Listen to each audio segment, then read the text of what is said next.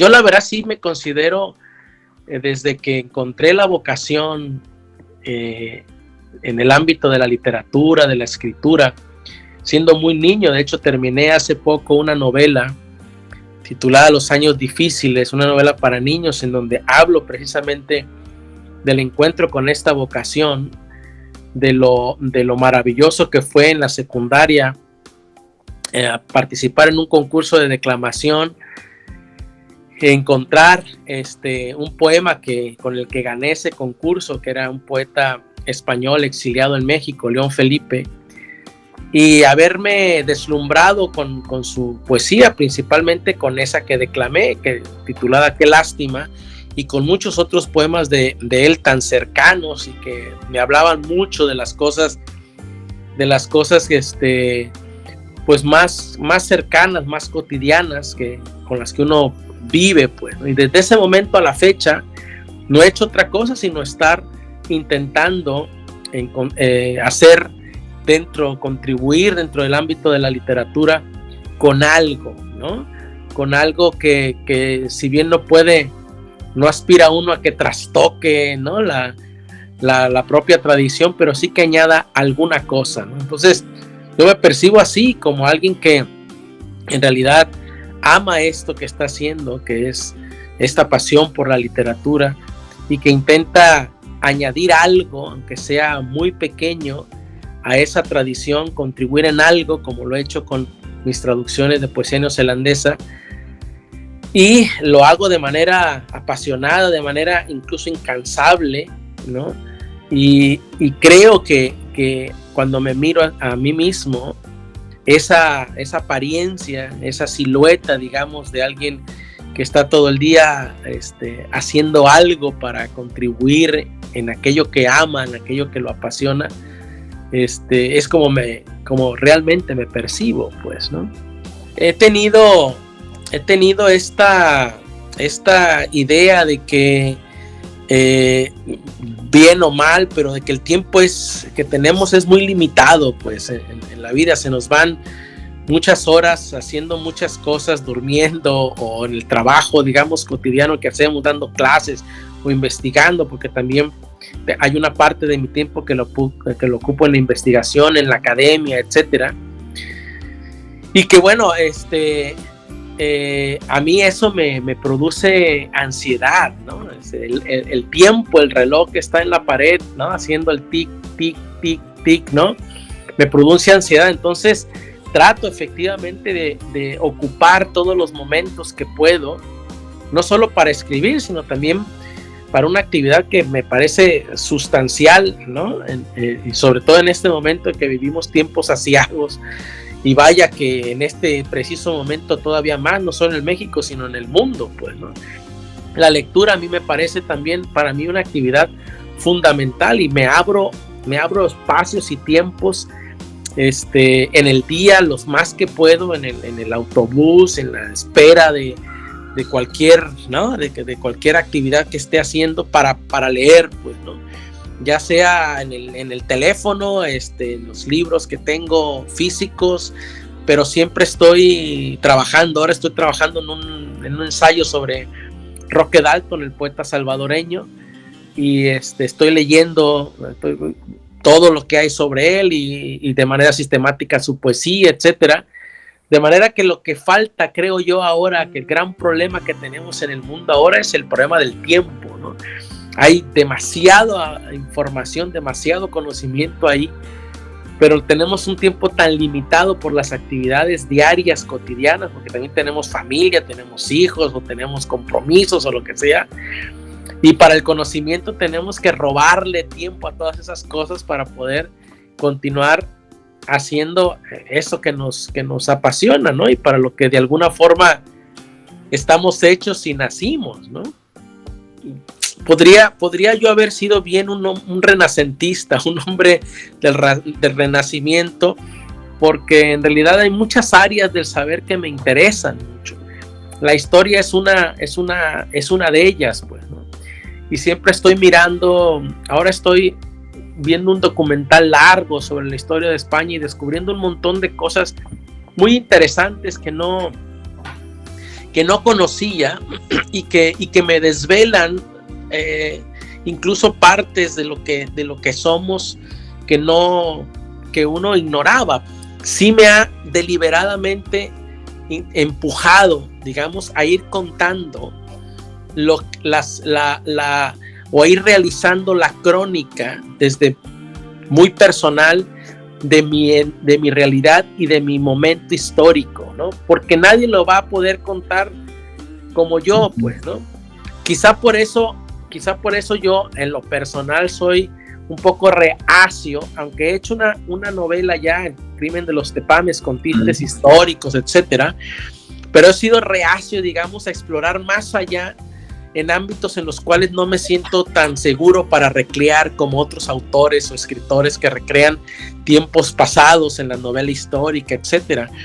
Porque yo creo que lo mío es ir recreando esta cotidianidad que vivimos pues todos los días, y que me ha ayudado mucho a hacerlo no solo en la novela, sino también curiosamente el microrrelato, ¿no? Que me permite ir haciendo la crónica de estos días, de esta cotidianidad que vivimos, pero siempre esta cotidianidad que nos sorprende, que nos produce, en la cual encontramos estas cosas maravillosas y estos milagros, digamos, de la vida diaria, que no están a la vista de todos y que los escritores tenemos que desvelarle a los demás, hacer evidentes a los demás, ¿no? Eso a mí me apasiona mucho. En la infancia, mi abuelo que le gustaba leer, ¿no? Era una persona que le gustaba leer, regaló a la casa un librero, con libros, ¿no?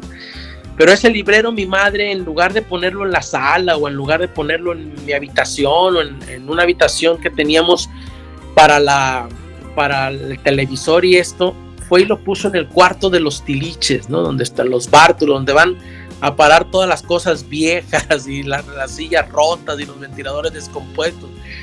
Y ahí, curiosamente, era donde a mí en ocasiones, cuando me castigaba mi padre o lo que sea, mi madre, me mandaban encerrar para que yo pasara ahí, no sé, media hora, una hora o lo que sea, ¿no? Castigado. Y yo recuerdo que gracias a esos castigos, pues yo sentado ahí en el cuarto con bártulos y el librero ahí, empecé yo a hojear la enciclopedia El Tesoro de la Juventud, que entonces pues era pues como la enciclopedia que estaba, si no en todas, en muchas de las casas, ¿no? De las familias de ese tiempo, ¿no? Por lo menos en Colima. Y yo empecé, aburrido un poco, empecé a hojear el Tesoro de la Juventud y a encontrarme con diferentes, una miscelánea de textos que incluían incluso hasta experimentos científicos, hechos históricos, pero también poesía, ¿no? Y yo empecé a leer poesía ahí, y ahí fue donde yo me aprendí de memoria varios poemas que después empecé a declamar en la secundaria y que me permitieron a mí ganar varios premios de declamación en la secundaria, y eventualmente encontrarme con este poeta que fue decisivo en mi vida, sobre el cual hice esta novela, este homenaje en esta novela que se llama Los años difíciles, que fue León Felipe. Y en ese momento, como yo de alguna u otra forma me sentía también como él, aunque de diferente manera, un poco desterrado, un poco aislado, un poco, era hijo único, me sentía solo, me sentía como no integrado en la realidad en la que estaba, y eso es lo que me estaba contando León Felipe, transterrado el México por la Guerra Civil Española, etcétera. Pues eso fue precisamente lo que empezó a hacer un diálogo tan profundo con este autor, que compré todos sus libros, y después obviamente empecé, como nos sucede a muchos, a escribir, ¿no? A mí me influyó, y yo llegué a la poesía coloquial no por Juan Gelman o Cardenal o Jaime Sabines o, ¿no?, todos los que ya conocemos, sino por León Felipe, ¿no? Por los versos y oraciones de Caminante de León Felipe. Y eso fue lo que en mí determinó toda mi vocación. Yo, cuando me sucedió ese gran encuentro, yo dije, yo quiero ser poeta, yo quiero ser como este hombre que está aquí, ¿no? Sin saber las porque no las había vivido, las calamidades que realmente había pasado y lo que había significado para él y lo que ha significado a lo largo de la historia, ¿no? La sufrió Horacio, la sufrió Platón, la sufrió Séneca, lo que ha sido el destierro, pues, ¿no? Que es una cosa verdaderamente terrible, ¿no? Yo cuando leí a León Felipe, francamente, el libro que a mí me causó una impresión profunda fue de Versos y Oraciones de Caminante, ¿no? Este libro, donde viene el poema de Romero Solo, Ser en la vida Romero, que cursa siempre por caminos nuevos, etcétera, me marcó tanto que mira dónde estoy ahora, ¿no? He estado viviendo en el extranjero por muchos años, en Estados Unidos, he estado viviendo en España por muchos años, he estado en estancias largas en Japón, en Nueva Zelanda, no se diga, ¿no? Entonces, al final del día, como que esas cosas te marcan de una manera tan profunda que no te das cuenta que te conviertes, ¿no? Esas palabras se convierten como en tu propia piel, en tu propio destino, ¿no? Y entonces yo ahora, ese poema que yo decía de memoria, Ser en la vida Romero, que cruza siempre por caminos nuevos y que no toquen al pie, ¿no? Pasar por todo una vez solo y ligero, siempre ligero, ¿no? A mí me marcó para siempre este libro. Y ya después vendrían muchos poetas más, ¿no? Obviamente los que nos marcaron a todos, a Neruda, a Vallejo, ¿no? Jaime Sabines fue para mí también una enorme impresión, tanta que hice mi tesis doctoral sobre él, ¿no? Sobre la obra de Jaime Sabines. Y hay un libro, de hecho, que publicó Lectorum sobre Jaime Sabines, que es parte de mi tesis doctoral, pues, que se llama Tiempo Quebrado, la poesía de Jaime Sabines, ¿no? Entonces, son poetas que me han marcado profundamente, como me imagino que a muchos, pero seguramente a cada quien de diferente manera, ¿no? He tratado realmente de ahondar mucho en el lenguaje cotidiano y en las potencialidades poéticas del lenguaje cotidiano, ¿no? Incluso tienes tú que para abordar un poema desde ese lenguaje, tienes tú prácticamente que trastocarte y hacer una especie realmente profunda de distanciamiento, digámoslo así, interior, para poder crear o intentar crear esta pulsión poética desde un lenguaje que en apariencia no la tiene, pues, ¿no? Pero que cuando ya lo creas te das cuenta de que existe ahí la poesía, ¿no? No en un verso, no en una palabra, sino en la generación de esa atmósfera poética que se produce con la combinación perfecta, digámoslo así, de estos elementos de lo cotidiano, ¿no? Entonces, llegar a eso realmente a veces es muy complicado, pues, ¿no? Porque por eso a veces decimos, esta novela es poética, mira, este paisaje es poético, mira, este momento que estamos viviendo es poético, ¿no?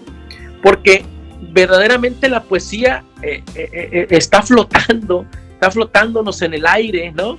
Y nuestra labor es, en donde esté, capturarla y encapsularla, y en nosotros que lo hacemos con palabras, eso es lo que tenemos que creer como nebulosas poéticas, de tal manera que cuando lo leas digas, ay canijo, estoy separando estas palabras, ¿no? De Marinero en Tierra, de Rafael Alberti, o sea, las conozco perfectamente bien, pero ¿qué hizo este cuate? ¿Cómo creó esta combinación que crea digamos, un golpe lírico en mí tan profundo que me encanta, pues, ¿no? Hay una musicalidad, pero también ciertas palabras, la combinación de ciertas palabras, eso es muy difícil, Edgar, tú lo debes de saber muy bien. Entonces, es un gran reto, pues, ¿no? Realmente llegar a eso. Jaime Sabines realmente tiene momentos en los cuales son hasta epifánicos, pues, en el encuentro de de estas atmósferas poéticas con un lenguaje tan cotidiano, pues, ¿no? Y a mí yo estoy totalmente obsesionado con encontrar esa maravilla de la poesía en los elementos más cotidianos, ¿no? que podamos tener entre las manos, ¿no? Inicié primero escribiendo poesía, pero y me quería mantener ahí, escribiendo poesía como lo hizo el propio Jaime Sabines, como lo hizo incluso, aunque hacía artículos periodísticos, pero Hellman también. Pero yo me di cuenta que no era ese tipo de escritor, ¿no? Yo me di cuenta que tenía que romper con ese esquema porque el tipo de escritor que yo era también tenía ese componente de contar, ¿no? De hablar y de contar. Me gustaba contar historias, ¿no? Se me salía. Entonces lo quería hacer, lo he practicado mucho también en la poesía, pero me di cuenta de que había otras formas, ¿no? Otros moldes que yo podía utilizar para poder expresar todo esto que estaba yo experimentando creativamente. Entonces, así fue como encontré el microrrelato primero, y luego encontré el cuento tradicional. En el microrrelato he hecho, digamos, un largo camino, porque tengo ya casi 9 libros de microrrelato, ¿no? A mí me fascina el microrrelato. He hecho cuento también, que por cierto saldrá por ahí pronto un libro de cuentos, del cuento, digamos, tradicional. Y novela también he escrito bastante, porque me di cuenta de que había momentos en mí en los cuales necesitaba solazarme contando historias que me absorbían y que no las podía hacer ni a través del microrrelato, ni a través de la poesía, ni a través incluso de los géneros periodísticos, como los artículos que escribo. Entonces la poesía era el molde que yo podía utilizar para poder contar, ¿no?, largamente todas estas historias y poner en juego a todos estos personajes y todas estas tramas, etcétera. Y la verdad es que fui llegando a ello no por imitación de nadie, sino precisamente porque me di cuenta, por una necesidad creativa, que era lo que yo necesitaba hacer, ¿no? Desde hace muchos años, la verdad es que he abierto, digamos, esas compuertas y he preferido responder a necesidades eminentemente internas, creativas, que intentar seguir, digamos, la mentoría de otros autores que admiro, etcétera, ¿no? No he escrito teatro, pero creo que en algún momento lo tendré que hacer, porque la última novela que escribí, que saldrá pronto ahora en el Fondo de Cultura Económica, para mayo, está programada, es una obra que escribí muy cercana ya a los elementos cinematográficos, que al final del día tienen mucho que ver con los elementos dramáticos, pues, de la dramaturgia tradicional, ¿no? Entonces no me he animado, aunque obviamente tenemos La hija de Rappaccini, que ha sido para mí esta admiración por un poeta que se dedicó prácticamente, como pasa, al ensayo y a la poesía, y tuvo ¿no?, digamos, desliz con una obra de teatro. Yo no lo he hecho, pero siento que tengo predisposición para ello, pero por alguna razón no he entrado en el teatro, ¿no? Y de hecho he estado muy cercano con cineastas mexicanos, he tenido intervenciones en algunos guiones que se han hecho película. De hecho hay películas en las cuales al final me han puesto el crédito en el crédito de diálogos, etcétera, porque he participado en esos guiones, en la cuestión de la revisión de los diálogos, del acomodo de toda esta parte, ¿no?, que tiene que ver con la parte, digamos, literaria.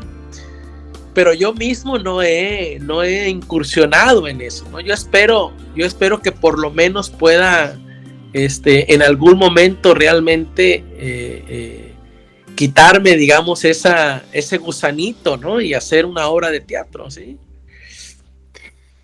Justamente en el autobús de ayer, que tomé ayer, iba leyendo a Séneca, un ensayo que titulado Consolación a Elvia, que era su madre cuando él está en el destierro, y la trata de consolar diciéndole que no se ponga triste porque se haya ido a otro lugar, etcétera, porque en realidad los seres humanos nos hemos movido siempre, ¿no? Hemos estado en constante movimiento siempre, pues, ¿no? Y él le dice que efectivamente no pasa absolutamente nada porque el hombre se lleva a donde vaya, va a encontrar la naturaleza y la virtud, dice, ¿no? La virtud se la va a llevar consigo y a donde vaya va a encontrar la naturaleza, ¿no? Y no va a cambiar nada porque todo se va a replicar igual en cualquier lugar al que vaya, pues, ¿no? Pese a la riqueza y a la diversidad con que se vaya a encontrar, pero los árboles van a estar ahí, el mar va a estar ahí, los pájaros van a estar ahí y sus virtudes, ¿no? Y yo me agarré pensando en esto, precisamente que comentabas, porque a veces es difícil estar, digamos, fuera de tu país, ¿no? Y ha sido desde que yo me fui a estudiar a Estados Unidos en la prepa y regresé, yo me di cuenta que algo en mí había cambiado, pues, ¿no? Regresé, terminé mi carrera, etcétera, pero yo ya había quedado, digamos, como vacunado para estar en un solo lugar y tenía yo como que empezar a desplazarme, ¿no? Además, como les digo, había estado también muy influido por todos estos escritores que sabemos que se habían ido, ¿no? Primero a París, pero sobre todo esta errancia que había tenido León Felipe, que había hecho Estados Unidos, México, etcétera, etcétera. Y con todos los movimientos que sabemos que han hecho muchos escritores, ¿no? El propio Neruda, la generación del boom, estuvieron fuera, etcétera. Era una influencia muy grande para mí, ¿no? Pero sobre todo yo ya la había experimentado. Entonces, yo cuando regresé de Estados Unidos dije, yo tengo que errar un poco, ¿no? Y así fue como me fui a estudiar el doctorado a España. Y en España me pasó algo maravilloso porque tuve la oportunidad de primera mano de darme cuenta de lo lejos que estábamos de España, de lo poco que llegaban los escritores españoles a México. Ahora un poco más, pero sobre todo una generación un poco más, ¿no? De Vila Matas, Javier Marías, etcétera. Pero había aún así un montón de escritores y de poetas que no estaban llegando a España, que no fluía esa comunicación, ¿no? Y que yo tuve la fortuna en el 2000 de empezar a leer y a conocer, pues, ¿no? En ese momento me tocó conocer en persona incluso a muchos poetas que ahora son muy importantes en España, escritores como Andrés Neumann, que ahora es un escritor, entonces no era desconocido en México. Y me tocó leer a los poetas españoles e hice una antología de poesía española que me pareció y que me sigue pareciendo, aunque ya no exista, muy interesante, que nunca se publicó y que es algo que realmente lamento porque era una antología que realmente recogía a muchos poetas que en México no se conocían, muchos poetas de los nacidos en los 50 a la fecha. Entonces, pero tuve la oportunidad de conocer desde las entrañas muchas cosas que estando en México habría sido muy difícil conocer, ¿no? Y esa oportunidad me la dio haber estado en España. Después tuve la oportunidad de venir en el 2005 a vivir a Nueva Zelanda como profesor en la Universidad de Otago, y también inició otra errancia profunda, no solo en el país, sino en la literatura neozelandesa, absolutamente desconocida. No solo en la tradición hispánica, sino en el resto del mundo, pues, ¿no? Muy, muy lejana a todo, pero al mismo tiempo fascinante, pues, ¿no? Entonces empecé desde entonces a traducir a los poetas de acá, aprender al mismo tiempo de ellos, escribir al mismo tiempo, porque al final del día traducir es eso, es escribir con el poeta otra cosa, ¿no? Distinta pero igual, produciendo los mismos efectos que la original, y al final terminé haciendo esta antología, ¿no? Que ustedes tuvieron la magnífica, digamos,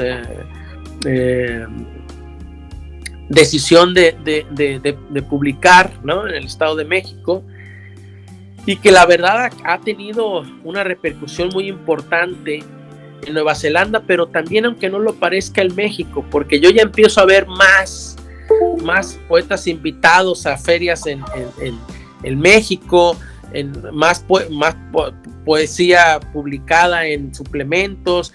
O sea, ya por lo menos hay un conocimiento o un interés más, digamos, por lo que está sucediendo en este lado del mundo, ¿no? Para mí eso ha significado un enriquecimiento brutal, ¿no? Que yo lo único que quiero hacer es, al final del día, no solo quedármelo para mí, sino compartirlo con los demás, ¿no? Entonces, por eso decidí hacer las traducciones y sigo traduciendo, ¿no? Porque mi editor y traductor de aquí de Nueva Zelanda, en su editorial tiene un apartado muy importante para poetas latinoamericanos, pues, ¿no?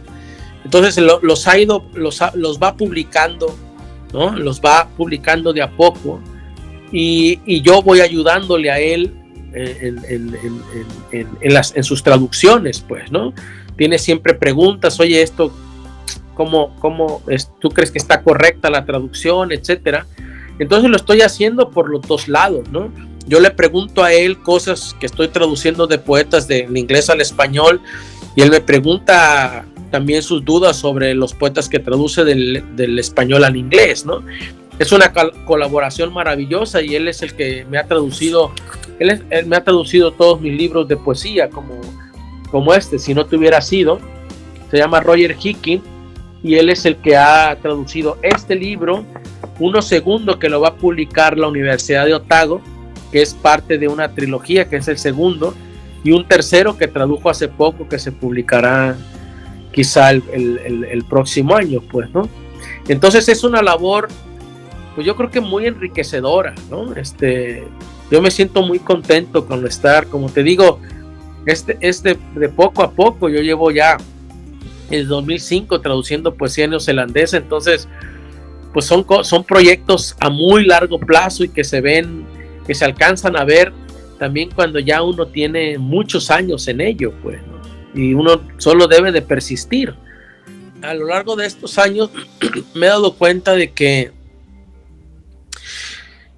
como para todo, sí necesitas tener un talento para eso. O sea, sí necesitas tener un cierto don, ¿no? El traductor en sí mismo es digamos, no lo sé, un creador, ¿no? Entonces, con esas particularidades, ¿no? Así como el novelista, o el poeta, o el cuentista, ¿no? Pues, el traductor, ¿no? Entonces, yo sí creo que se necesita, y así como hay buenos novelistas y buenos cuentistas y no tan buenos, etcétera, así también con la traducción, ¿no? Yo creo que se necesitan dones especiales, y obviamente ayuda mucho a que, si eres tú mismo poeta y estás traduciendo poesía, obviamente se va a ver reflejado también esa parte, porque conocerás muchas licencias que a lo mejor un traductor normal, literal, no va a encontrar, ¿no? La creación de ritmos que tú puedes crear a partir de los ritmos creados del poema que vas a trasladar.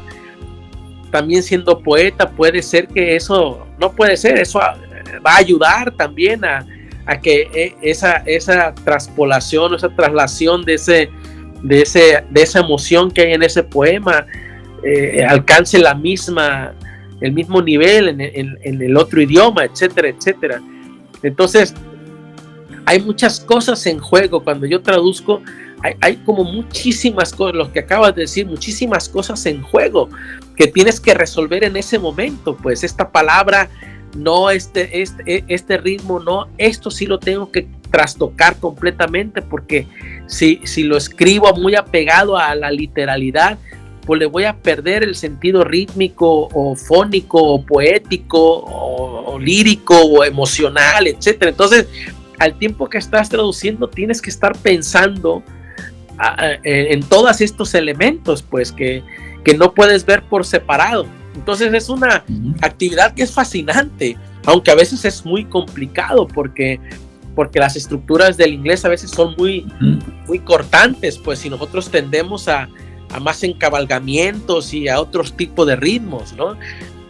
Y sí, yo creo que el traductor necesita tener cierto talento, ciertos dones, el don de la traducción, pues, ¿no? No creo que a todos se les pueda dar la traducción. Yo no podría traducir un poema neozelandés de no haber estado tantos años viviendo en Nueva Zelanda, porque necesito yo conocer hasta el tipo de pan que comen aquí, o sea, ¿sí me explico? Y en el contexto en el que ese pan se está comiendo y todos los sabores que esto produce para poder dar esas connotaciones que son necesarias y que si estás en México a lo mejor no vas a poder captar eso, por ejemplo, ¿no?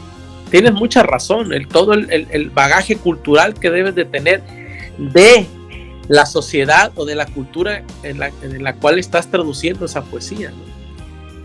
Han ido variando los autores, digamos, mis autores a lo largo del tiempo, pero han ido quedando muchos autores que sigo leyendo y releyendo con verdadera asiduidad, ¿no? Entre ellos estoy leyendo siempre. Ahora lo estoy leyendo porque son verdaderamente fuentes inagotables de conocimiento, de saber. Para mí, mis autores como más cercanos, fundamentales, han sido siempre Aristóteles, Platón, Séneca, Cicerón y Montaigne, ¿no? Los ensayos de Montaigne a mí me fascinan y casi cuando termino los vuelvo a empezar a leer, ¿no? Y ahora, por ejemplo, hay un autor que está muy lejano a todo esto, pero que estoy leyendo con mucho gusto, que se los recomendaría, que son las memorias de Isaac Asimov. Isaac Asimov escribió, que, como ustedes saben, ha sido uno de los pilares de la ciencia ficción en el mundo, y yo leí por ahí Yo, Robot, etcétera, pero nada me ha gustado tanto de él, ni de lo que es el ámbito de las memorias de los escritores, que he leído muchas, entre ellas obviamente la de Stephen King, la de Mientras escribo, que es unas memorias maravillosas. Las de Isaac Asimov me están verdaderamente, voy a la mitad y verdaderamente las estoy disfrutando muchísimo, porque habla de tantas cosas tan interesantes, incluso de todo lo que tiene que ver con la cocina del escritor, de una manera tan cercana, tan directa, ¿no? Como con esta personalidad que él tiene, que realmente la estoy disfrutando mucho. Entonces yo la recomendaría ampliamente para aquellos que también les guste, como a mí, todo este ámbito de la literatura, de las biografías y las memorias, que se acerquen a las memorias de Isaac Asimov. Son realmente muy buenas, ¿no? Y también les aprovecho para agradecerles esta maravillosa charla, esta conversación con ustedes, esperando que en algún momento se pueda repetir, ¿no?